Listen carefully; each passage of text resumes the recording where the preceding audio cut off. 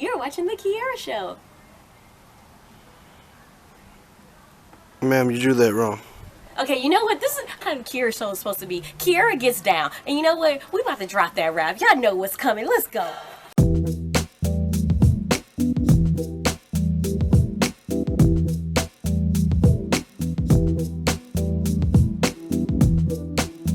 Baby, what's going on, you guys? It's your girl Kierra. I am the wildest girl on YouTube. Check my YouTube channel out. I do reactions, vlogs, anything you could think of, your girl do it. Let's get into this documentary. Honestly, I chose YouTube because it was literally the only platform given to creative individuals to just be yourself. Like, there's literally no, aside from like the profanity and other stuff like that, there's truly no guidelines when it comes to making videos and posting them on YouTube. And I truly, it's something about like, and I truly, when I say this, like, I love YouTube because I know that every time they're coming out with a new update for their website or different videos, I know that they have the best interest for the creators. They're always trying to get the not so known creators they respect, and I love it. Like, YouTube is my baby. I love it. When I started YouTube, I originated with a show called The Kierra Show, which was just like me and my family members would come up with funny skits, and I'll do pranks and I'll prank them.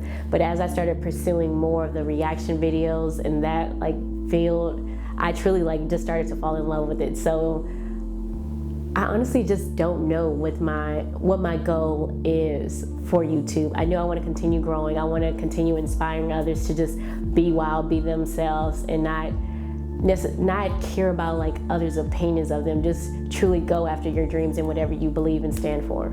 I've always been the person where it's like, I'm used to working for someone else. So I'm used to you telling me a time, I show up, I leave at this time, bam, I get paid in 2 weeks. So truly the challenge I face is just being more disciplined on myself, because I am literally my own boss now. I can really just lay in bed the entire day and not post videos. So I just know I need to do better at disciplining myself, waking up at a certain time, going to work or creating these videos and posting them at the time I say I will, and not being so nonchalant and careless. I would say sometimes I am careless. My target audience isn't a specific age group. I would say my target audience is just for all the dreamers out there. I strongly believe that we are born with a dream, and sometimes we just need someone to inspire us or motivate us to fully pursuing our dreams. When I first started YouTube, of course, my dad was very in disbelief, because I was always one of those people that would say, oh, I'm gonna do this, I'm gonna do this, and I would do it for like a week or so, and then I would just like stop it. Like, I even had a blog, I did that for a month and then stopped. So he just assumed it was another one of my just another phase I was just going through in life. And so when I actually went home and started filming it, I told them my ideas, this Kierra show, how I wanted to make people laugh. And they knew, since I was a kid, I've always been an entertainer. So they knew something could possibly come from it, but I don't think they realized it was gonna blow up this big. Like, I started this year with 125 subscribers, and now I'm nearly at 10,000 subscribers. So they're shocked. Do my family and friends support me?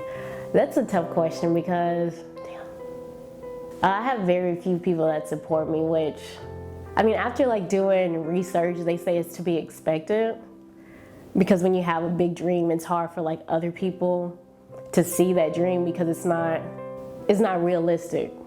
So I would say I have like at least 2 good friends that I know like support me. But when it comes to family, I love my parents to death. I just wish that they would support me, but they don't, because it's like,